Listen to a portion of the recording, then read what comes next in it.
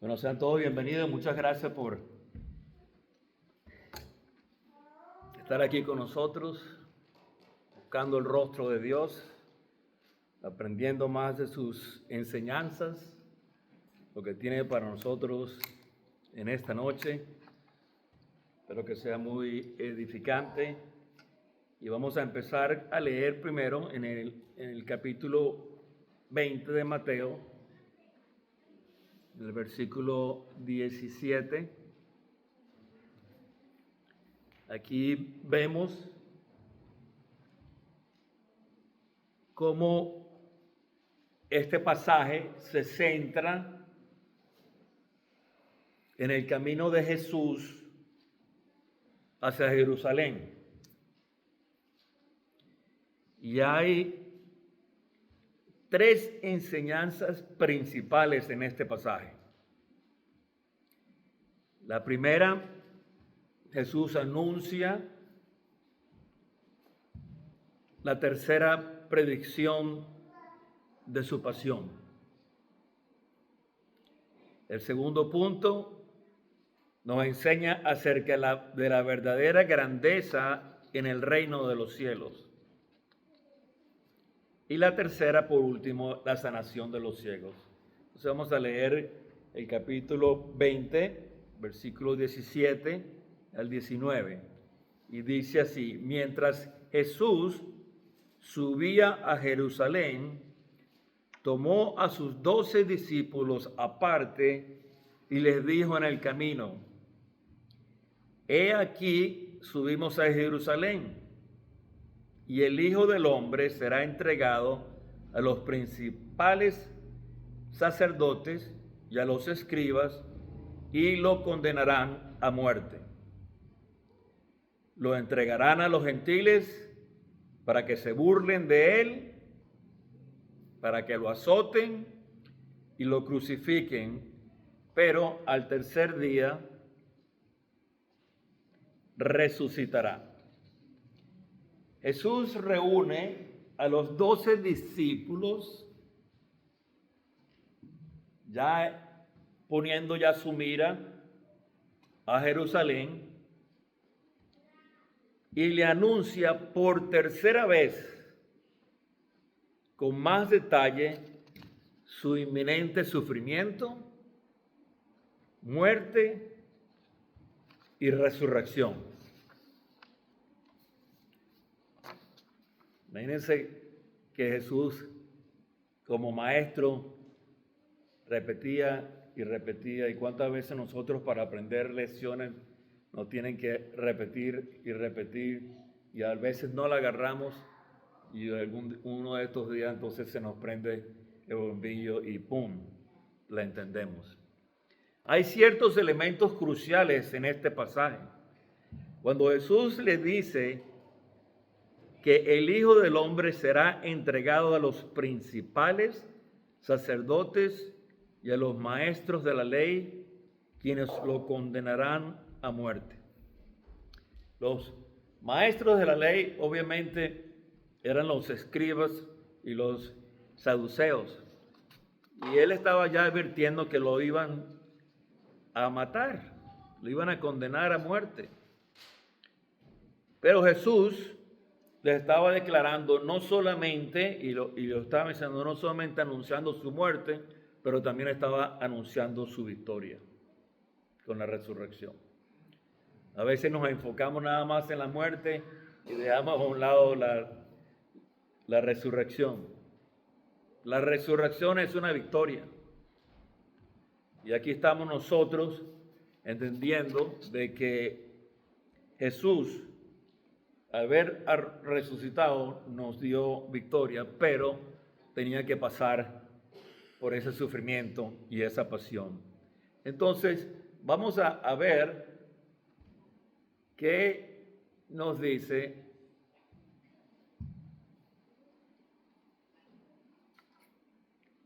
con razón no me está, yo le veía la cara a ustedes y no me decían nada. Bueno, ahora sí. Bueno, por favor. Bueno, estaban ahí dormidos, ya se me iban a dormir, o sea, yo veía las cabezas ahí. Ahora sí. Bueno, yo no creo que tengo que repetirlo otra vez, no, por lo menos agarraron algo. Ok. Entonces vamos a ver por qué Jesús enfatiza lo del Hijo del Hombre. ¿Qué significado es el Hijo del Hombre?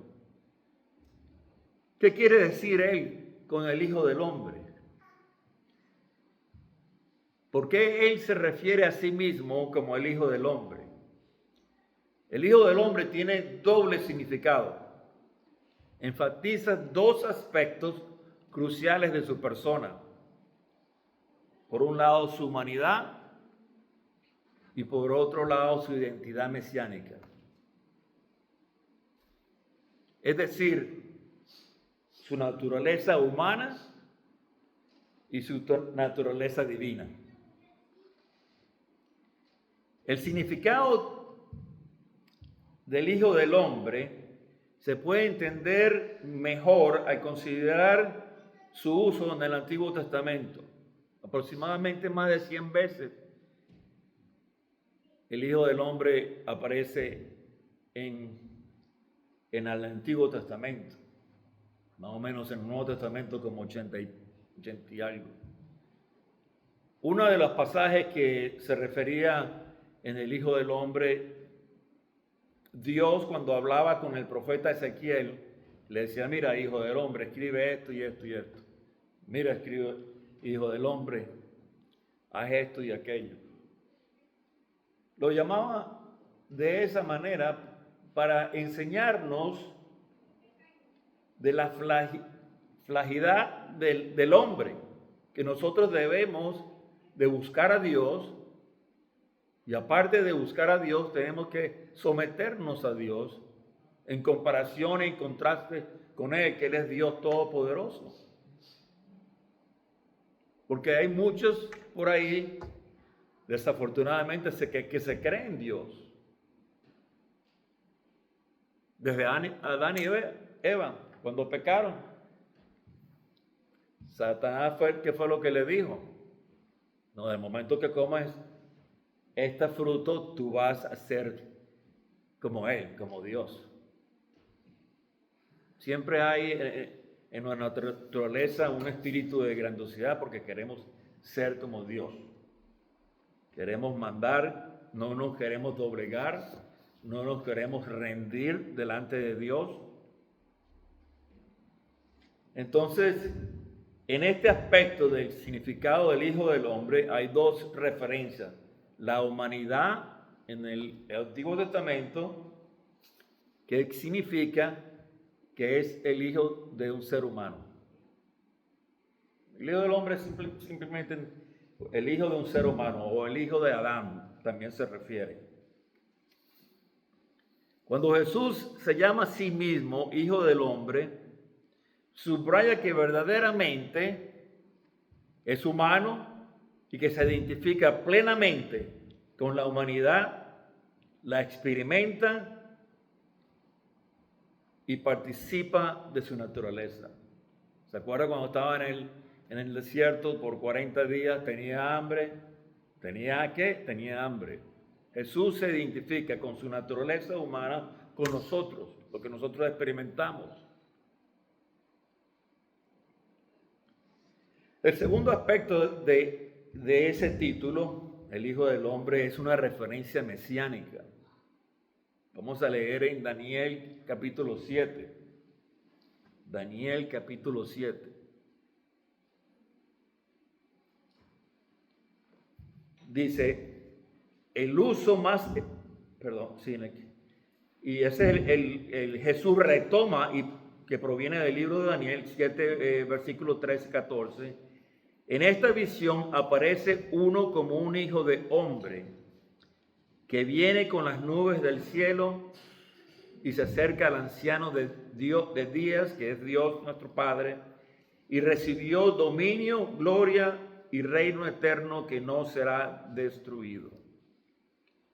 Esta figura del Hijo del Hombre ciertamente es celestial y exaltada, recibiendo un poder y una admiración y adoración que solo pertenecen a Dios. En este título del Hijo de Dios, Jesús está proclamando que Él es el Mesías profetizado. La figura que viene o que presenta es la autoridad divina para juzgar a las naciones y establecer el reino de Dios y de paz y de amor sobre la faz de la tierra. ¿Por qué Jesús usó ese título? Imagínense que el Hijo del Hombre está en los Evangelios del Nuevo Testamento más de 80 veces, 88 veces. Es una autodesignación favorita de Él. Él no decía yo soy el Mesías o yo soy el Hijo de Dios, porque eso implicaría un problema políticamente hablando.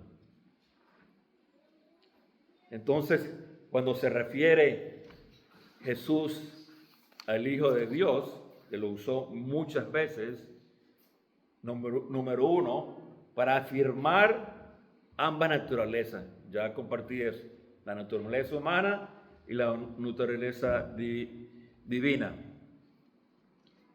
Enfatiza que Él es 100% Dios y 100% humano. ¿Entendieron? No es 50-50, no es 50-50, es 100% Dios y 100% humano. El segundo punto para enfatizar cuando Él habla de que Él es el Hijo de Dios es porque está declarando su misión completa. Su misión de sufrimiento y muerte viene siendo humanidad. Y así como de su resurrección, autoridad y regreso glorioso, su deidad. Ambas naturalezas. El ejemplo de sufrimiento en Marcos capítulo 8, versículo 31 dice, el Hijo del Hombre debe padecer muchas cosas.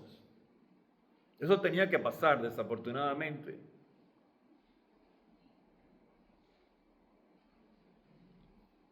Dice, porque de tal manera Dios amó al mundo. Imagínense si de la forma como primero que estamos celebrando la Navidad y su nacimiento, y en la forma como nació, Él no nació en un pesebre como lo pintan y todo. Yo estuve en Israel, era una cueva. Era una cueva.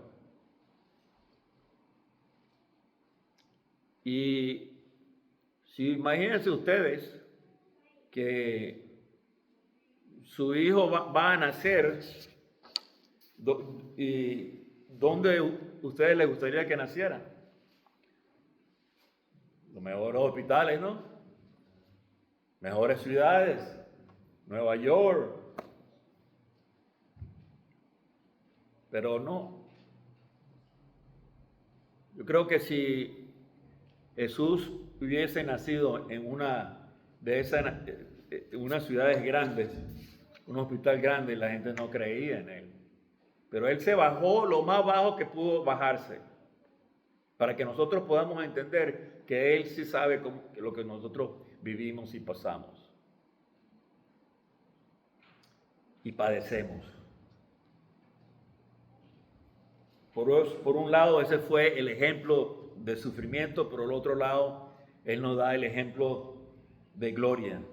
Dice en Mateo 26:64, veréis al Hijo del Hombre sentado a la diestra del poder y viniendo en las nubes del cielo. Jesús va a regresar. Él no es un mentiroso. Él va a cumplir lo que dijo. Y estamos viviendo unos días bastante difíciles en el mundo hoy en día. Y estamos viendo las señales más cerca que nunca. Las señales de los últimos tiempos están prácticamente en nuestras narices y muchos no lo están viendo. Muchos no lo creen porque dicen, mi abuelita me lo decía hace años. Pero las profecías no habían sido cumplidas como se han cumplido en los últimos años. El tercer punto, ¿por qué Jesús no decía que él era el Mesías o el Hijo de Dios? Lo declaraba. Porque políticamente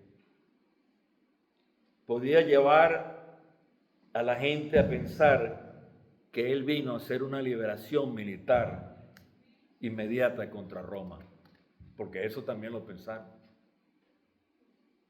Ellos pensaban que Jesús, cuando vino por primera vez, él vino a derrocar al imperio romano.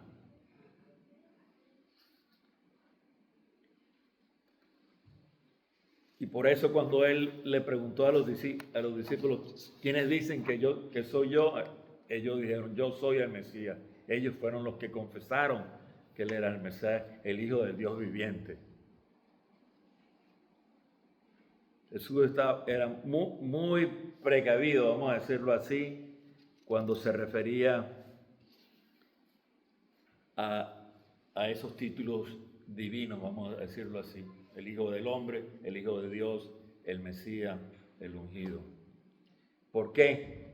Dice, porque Jesús dice, soy un ser humano real que ha experimentado todo lo que ustedes experimentan. Obviamente ninguno de nosotros nos han crucificado. Yo me imagino que esa es una muerte bastante fuerte.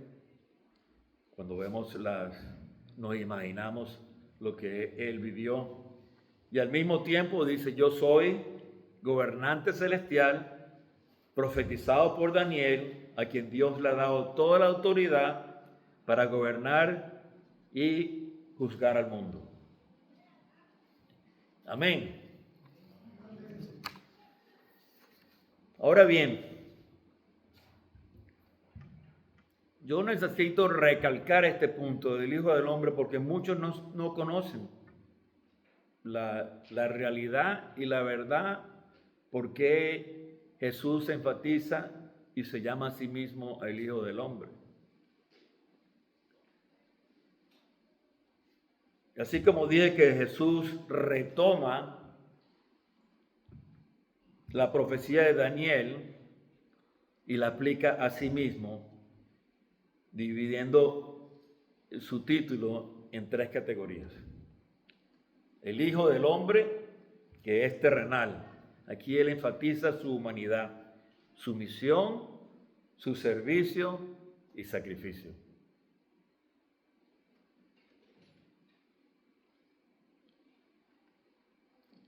Esa identificación con la humanidad dice que las zorras tienen madrigueras y las aves del cielo nidos, pero el Hijo del Hombre no tiene dónde recostar la cabeza.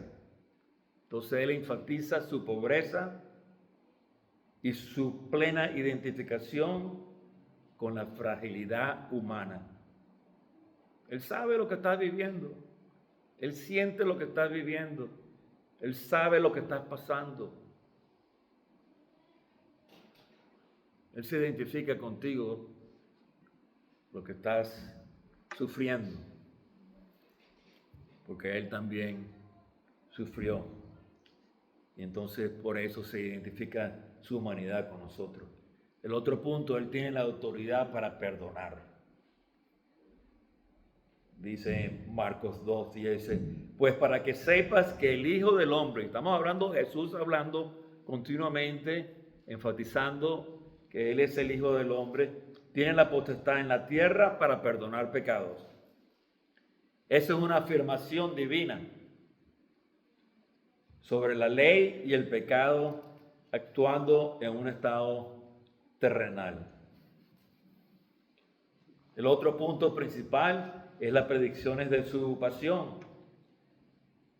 Él mismo dijo, el Hijo del Hombre debe padecer muchas cosas y ser desechado por los ancianos, por los principales sacerdotes y por los escribas, y ser muerto y resucitar después de 3 días. Le dejó prácticamente unas enseñanzas claras para poder entender lo que iba a suceder y lo que iba a acontecer muy pronto después de este capítulo, de estas enseñanzas. Entonces, el Hijo del Hombre, otra referencia, él es mesiánico y es glorioso. Porque a Jesús mira hacia el futuro, reivindicando o revivificando las profecías de Daniel. Él dice, yo soy y veréis al Hijo del Hombre sentado en la diestra del poder y viniendo con las nubes. Lo dijo en Marcos capítulo 14, versículo 62. Esta es la afirmación clara de su divinidad y de su realeza. Al estar sentado a la diestra y viniendo en las nubes, porque así va a venir, comprendió que Jesús está afirmando ser el Mesías divino que ellos consideraban una figura solo celestial. Ya Jesús estaba abriéndole los ojos y le estaba enseñando la realidad de quién era Él. Y por eso mismo, por esas declaraciones, lo condenaron por blasfemia. En su segunda venida, Jesús lo usó para describir su regreso triunfal como juez del mundo, porque el Hijo del Hombre vendrá en gloria, la gloria de su Padre con sus ángeles, y entonces pagará a cada uno conforme a sus obras. La semana pasada se tocó ese punto. Dios va a pagar a cada uno de acuerdo a sus obras, pero ahí va a estar Jesús. En Lucas 19, versículo 10 dice, vino a buscar y a saber lo que se había perdido. Ese fue su propósito mismo. Vino a buscar y a salvar lo que se había perdido. Muchos de nosotros no nacimos salvos. Muchos de nosotros estábamos perdidos. Y gracias a Dios por su infinita misericordia y su gracia divina, se nos reveló y nos salvó, cumpliendo su propósito, su misión. En el libro del Apocalipsis, versículo 1, versículo 13, Juan ve a Jesús en una visión. Y él vio y dice, yo vi a uno semejante al Hijo del Hombre vestido de una ropa que llegaba hasta los pies y ceñido por el pecho con un cinto de oro. Lo describe en su gloria divina.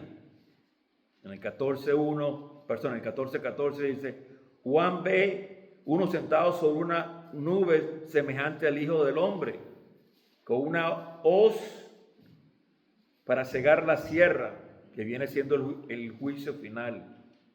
Como puedes ver, el término, para hacer una referencia genética de la humanidad, Jesús afirmó ser tanto el hombre humilde que sufrió como el juez divino que regresará sobre las nubes.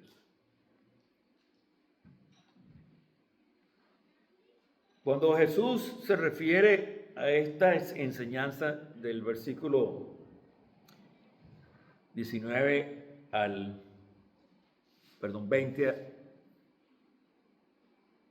de 17 a 19, cuando repetimos en el versículo 18, he aquí subimos a Jerusalén y el Hijo del Hombre será entregado a los principales sacerdotes y a los escribas, que son los maestros de la ley, y lo condenarán a muerte. Lo entregarán a los gentiles. Él se está refiriendo a los gentiles, a los romanos, porque ellos fueron prácticamente el ultimato para condenarlo y crucificarlo. Pero él enfatiza otra vez que él resucitará. Entonces vamos a seguir adelante en el versículo del 20 al 28. Vamos a leer el 20 al 28. Aquí Jesús está dando una lección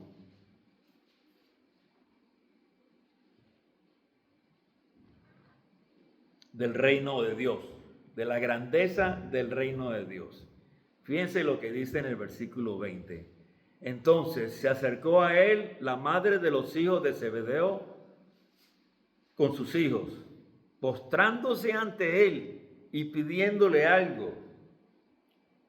Y él le dijo, ¿qué deseas? Ella le dijo, ordena que en tu reino estos dos hijos míos se sienten el uno a tu derecha y el otro a tu izquierda.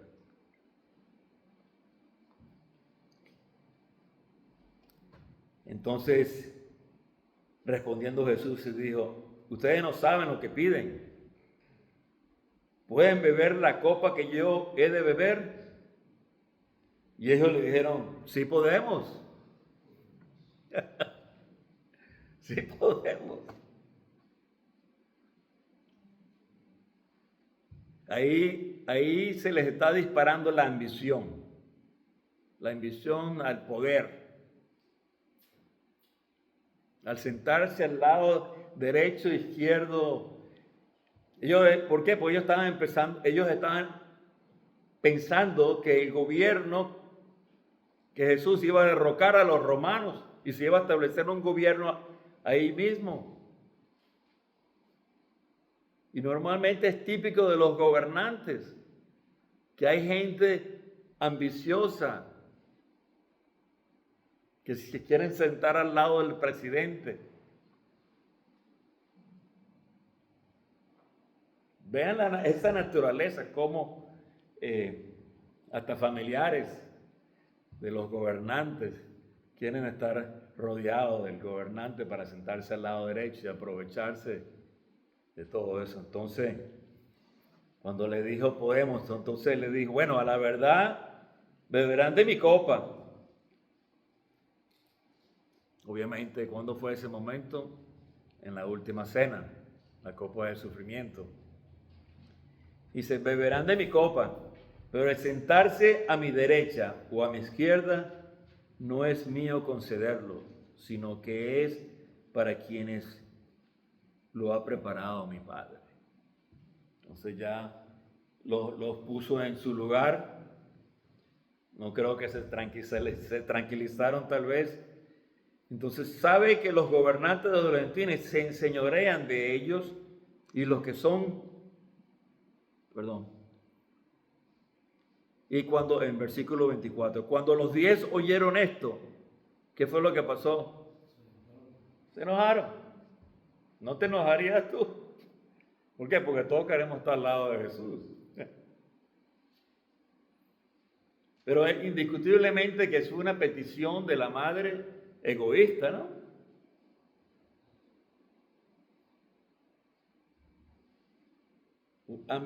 Ambición no comulga mucho en el reino de los cielos, y lo vamos a ver más adelante. Entonces Jesús se dio cuenta de lo que estaba pasando y los llamó y les dijo, y ahí es donde viene la enseñanza. Saben que los gobernantes de los gentiles se enseñorean de ellos y los que son grandes ejercen autoridad sobre ellos. Una vez más, el problema de la grandiosidad, que se cree más grande que el otro.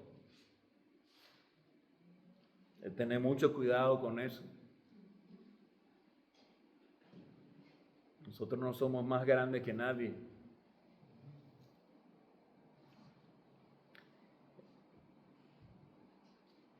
Versículo 26, entre ustedes no será así. Más bien, cualquiera que anhele ser grande entre ustedes, ¿qué es lo que va? ¿Cuál es la respuesta aquí? será su servidor. La gente no le gusta servir. La gente le gusta ¿qué? Mandar. Dame esto, dame aquello, agarra aquí, vete para allá, vete para aquí. Aquí Jesús deja todo claro con respecto a la grandeza del reino de Dios. Yo tengo 50 años y he visto mucho, vamos a decirlo vulgarmente, mucha carne metida en el ministerio que quieren avanzar y quieren pisar lo otro para poder avanzar. Y quieren también a veces levantar calumnias para machacar al otro y ellos exaltarse. ¿Se ve? Desafortunadamente. Pero Jesús nos da una enseñanza muy clara, que si quiere ser grande entre ustedes, será su servidor. Y el que anhele ser primero entre ustedes, será su siervo. De la misma manera, el Hijo del Hombre no vino a ser servido, sino para servir y para dar su vida en rescate por muchos. El perfecto ejemplo lo tenemos con Él. Él vino a servir. Él no vino a vanagloriarse o de ninguna manera ningún estado de ambición. Él vino a servir. Y ese es lo que Él nos enseña. Si tú quieres ser grande en el reino de Dios, tienes que aprender a servir. Tienes que servir. Yo me acuerdo hace muchos años, yo estaba trabajando en una iglesia grandísima y nosotros teníamos obviamente bastantes trabajadores, todo era voluntario, limpiándola. Después de los servicios, a veces 10 servicios diarios, tenía que limpiar, arreglar todos los baños. Y había uno que quería aprender del ministerio y aprender lo que estábamos haciendo. Y él se había graduado del Bible College, un colegio bíblico. Entonces él se ofreció. Pero yo era encargado de todo el ministerio de consejería y de mantenimiento y todo. Y entonces yo le di su tarea, pues. Pero cada vez que lo veía, él estaba hablando con la muchacha en la iglesia y no trabajaba. Y bueno, le dije, mira, tienes que ayudar, todo el mundo está ayudando y tú estás pajareando. Entonces, él me trató de decir, no, yo me acabo de graduar de Bible College, como si fuera, vulgarmente lo decimos en Venezuela, Tarzán. Y yo dije, no, tú tienes que ayudar. Si vas a comprometerte, tú tienes que ayudar a limpiar y agarra la aspiradora y le das. Bueno, la semana siguiente hizo lo mismo, empezó a pajarear y no quiso trabajar. Entonces lo tuve que decir, tú no encajas aquí. Tú quieres ser el bonito, el grandioso y no quieres hacer lo que de servir y ayudar a progresar. Entonces Jesús es claramente en estos puntos. Cuando Él habla que le dice, quieren sentarse, ustedes van a sufrir, van a tomar de la copa. Y bueno, esa es la copa del sufrimiento. Esa es la copa del cáliz de la copa del sufrimiento. Y Él se estaba refiriendo obviamente a su sacrificio y a su servicio. Jesús fue el líder y liderazgo de servir, porque su autoindignación de los 10, Jesús define la grandeza del reino. Si quieres servir, si quieres ser grande en el reino de Dios, tienes que aprender a servir. Ese es el principio del reino. Entre sus seguidores no debe ser así. El que quiere ser grande debe ser su servidor. Y el que quiera ser primero debe ser su esclavo de los demás. En el ejemplo de Jesús, la enseñanza culmina con la declaración esencial de su misión. El Hijo del Hombre no vino para que lo sirvan, sino vino para servir y para dar vida en rescate por muchos. Ahí vemos un Jesús fiel, leal, equitativo, expresando sus enseñanzas con amor. Les estaba dando sus cuentas claras a sus discípulos, preparándolos para ese momento crucial de la crucifixión. Entonces vamos a seguir continuando en el versículo 29. Aquí, saliendo ellos de Jericó, los siguió una gran multitud, y aquí 2 ciegos estaban sentados junto al camino. Y cuando oyeron que Jesús pasaba, clamaron diciendo: Señor, Hijo de David, ten misericordia de nosotros. Y la gente los reprendía para que se callaran. Pero ellos gritaban aún más fuerte diciendo: Señor, Hijo de David, ten misericordia de nosotros. Jesús se detuvo, los llamó y les dijo: ¿qué quieren que les haga? Le dijeron: Señor, que sean abiertos nuestros ojos. Entonces Jesús, conmovido dentro de sí, tuvo compasión, les tocó los ojos y de inmediato recobraron la vista y lo siguieron. Esta es una enseñanza muy profunda, vamos a decirlo así. Porque la visión de la fe y el seguimiento después de haber sido tocados de tal manera que pudieron ver el reino de los cielos, el reino de los ciegos no es un simple milagro. Funciona como una parábola en acción que ilustra la diferencia entre la ceguera espiritual, los discípulos ambiciosos y la visión de la fe de los marginados. Primero, vemos una fe que rompe barreras. Rompe barreras. El clamor de los ciegos, cuando reconociendo y clamando: Señor, Hijo de David, ten compasión de nosotros. Y al llamar a Jesús de David, estaban reconociendo que Jesús era el Mesías. Porque en las Escrituras, en el Antiguo Testamento, dice que el Mesías era el Hijo de David. Ellos sabían. Pero la gente le decía: cállense la boca. Porque ya estaban el complot de tratar de matarlo, y aquel que dijera que Jesús era el Mesías lo podía matar.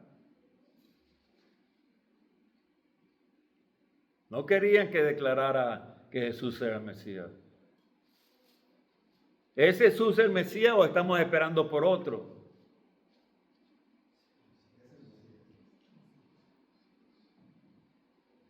Es el Mesías. Pero hay muchos que están esperando por otro. Hay muchos que están esperando por otro.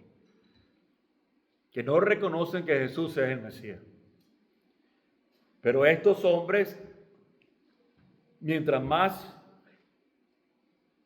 clamaban, más los querían callar, porque podía haber repercusión.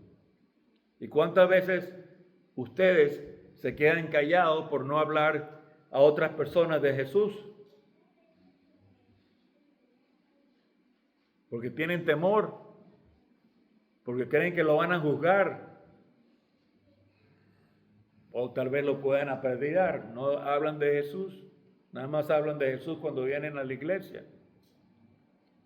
Pero en la calle, donde la gente necesita más que nunca escuchar de Jesús, denle, clamen, e invoquen al Señor, porque esa oposición estaba intentando de silenciarlos. ¿Y cuántas veces tus mismos pensamientos te tratan de silenciar? No le digas nada a esa persona del Señor, no te va a escuchar. No, esos son de yo no sé qué, de huesos colorados. No, eso no van a escuchar nada, pero abre la boca para que empieces a ver cómo esas asunciones en tu mente que tú crees ideas preconcebidas, no es la realidad. Cuando empiezas a abrir la boca, empiezas a compartir del Señor.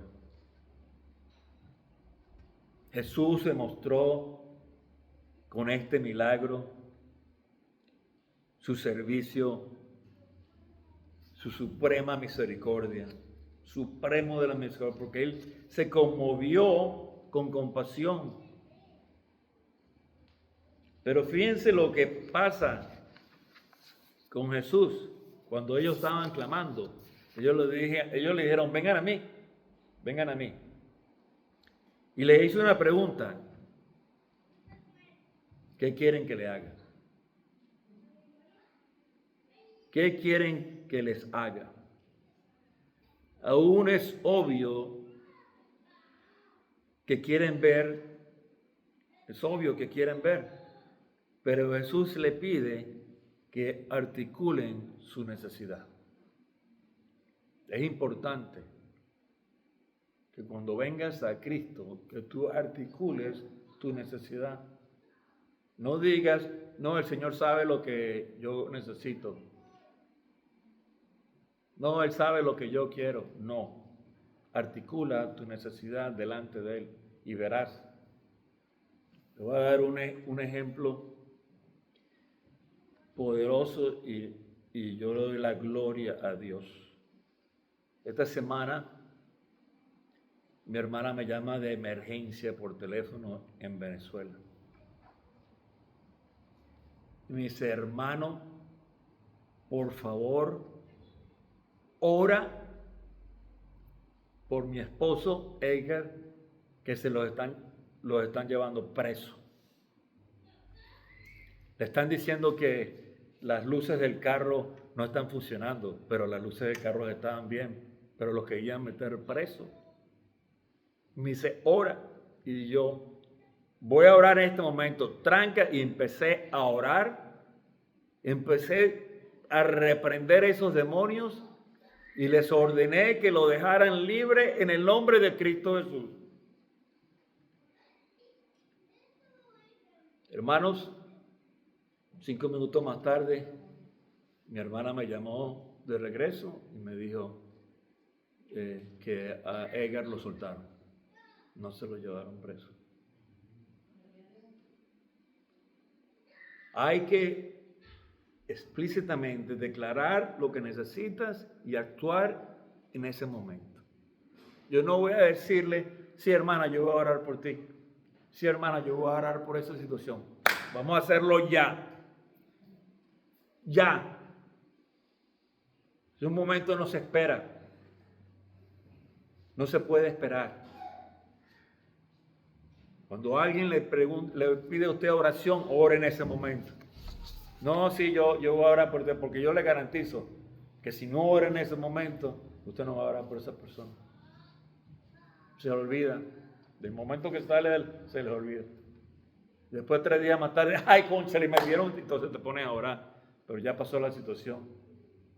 Hay situaciones que hay que actuar de inmediato.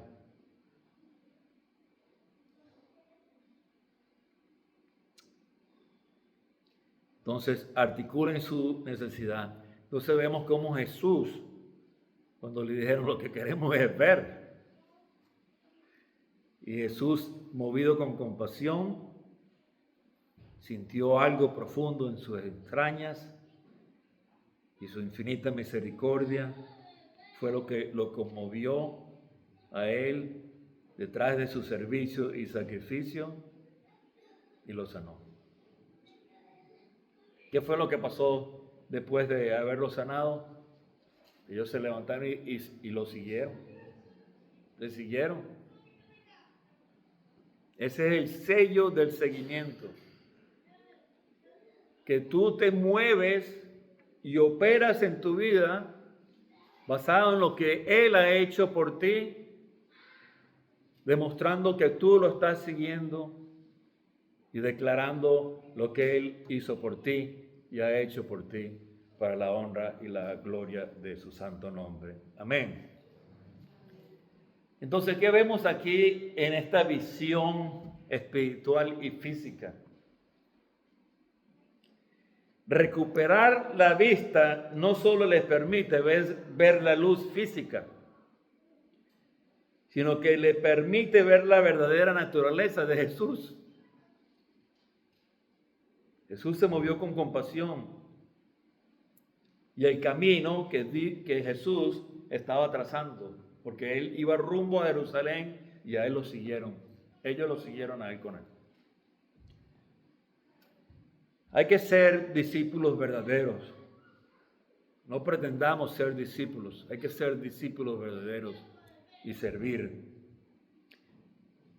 No hay que ser la diferencia entre los discípulos ambiciosos que debaten sobre los asientos de honor. Estos dos hombres recién sanados se convierten inmediatamente en seguidores desinteresados de Jesús, simbolizando como la verdadera fe y la visión conducen al seguimiento. Verdadera fe y visión de lo que Jesús tiene para ti, el propósito que Él te ha creado, para que le sirvas, le sigues. Y muchos de ustedes tal vez no estén ciegos físicamente, pero hay una ceguera espiritual porque no están enfocados en nada en el reino de Dios, en el reino de los cielos. Estás enfocado en otros asuntos que tú no tienes control y como dicen vulgarmente, no sé si se agüitan, ¿cómo se llama? Se enchilan. Porque están enfocados en otra onda. No estás enfocado en el reino de Dios, en avanzar el reino de Dios, en extender el reino de Dios. No hay ningún gobierno mundial que sea perfecto, pero sí te puedo garantizar que hay uno que es perfecto y va a venir y va a regresar por nosotros y va a establecer su reino sobre la faz de la tierra. Ese es el que tú tienes que enchufar. Sí, se puede reconocer las cosas que están pasando y las injusticias, pero de ninguna manera te puedes sacar de tu centro, que es Jesús, de seguir a Jesús y servir a Jesús. No puedes. Y menos ahora que las señales están ya indicando los cambios radicales en el mundo, los cambios radicales del anticristo salir a la escena, los cambios en la economía, los cambios en las naciones radicalmente. Hay que prepararnos, hay que seguir adelante y no flaqueemos. No te enfoques en lo que no debes de enfocarte,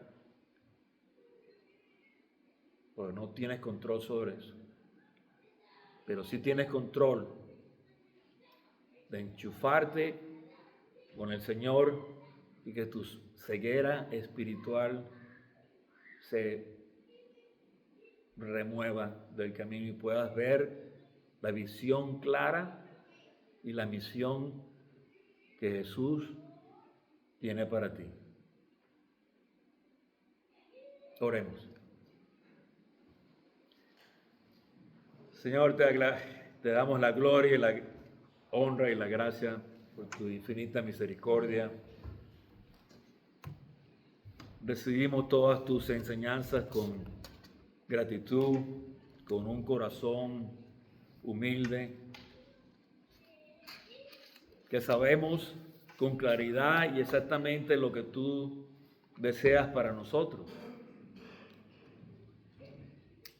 Que te sirvamos, que no busquemos la gloria de los hombres, ni tener los puestos altos sin ningún reconocimiento, sino más bien servirte y servir y servir y servir. Y que podamos así entender con plenitud las verdades del reino de Dios, las verdades del reino de los cielos, las verdades de tu reino y que tú esperas para con nosotros. Señor, te alabamos, te bendecimos porque anhelamos, cuando vemos todas esas injusticias, clamamos como el apóstol Juan, sí, Señor, ven pronto, ven pronto. Pero si todavía hay tiempo, Señor, envíame a mí para declarar tu gloria, para declarar salvación, para declarar las buenas nuevas, porque son buenas nuevas, son noticias buenas las que nosotros tenemos, Señor, para comulgarlas, propagarlas y proclamarlas. Te bendecimos y te glorificamos, Señor. Y si hay alguno de ustedes en esta noche que nunca se ha entregado a Cristo como su Señor y su Salvador, te doy la oportunidad en esta noche de que lo hagas. Levanta tu mano simbólicamente como un acto de fe para que recibas a Cristo como tu Señor y tu Salvador. Te bendigo, Señor, te bendecimos, te glorificamos. Abre nuestros ojos, Señor. Queremos ver a Cristo. Abre nuestros ojos. Te queremos ver, Señor. Bendice a tu pueblo. En el nombre de Cristo Jesús. Todos decimos amén. Gracias, Oscar, por compartir la palabra. ¿Cuándo vuelves? ¿Quién sabe? ¿El año que viene? ¿Pero cuándo el año que viene? ¿Sabes? No sé. Creo que Es uno de los que tiene mucho frío, entonces está yendo al sur.